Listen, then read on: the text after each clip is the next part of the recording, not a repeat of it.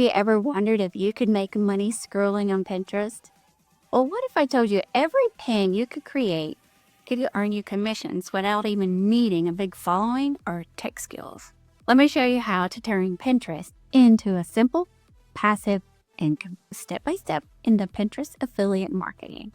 No fluff, no complicated tools, just a simple strategy anyone can follow. Come on, let's go. Step 1 is finding a topic people are already searching for. So Pinterest makes this easy. Just type in the category like electronics into the search engine and watch what pops up. I'm seeing terms like pretty iPhone cases trailing, which is perfect for tech enthusiasts. Next, we need products to promote. I recommend starting with Amazon affiliates because it's free, easy to join, and has millions of products. Type in your keyword, sort by bestsellers, and pick products with great reviews and reasonable prices. This iPhone looks great. People are already buying it, which means it's more likely to convert into sales. Create a pin that grabs attention. Adobe Express or Canva are my go-to tools for this. It's free and it has tons of Pinterest templates ready to use. Just swap and put your image in and a catchy key phrase and you're done.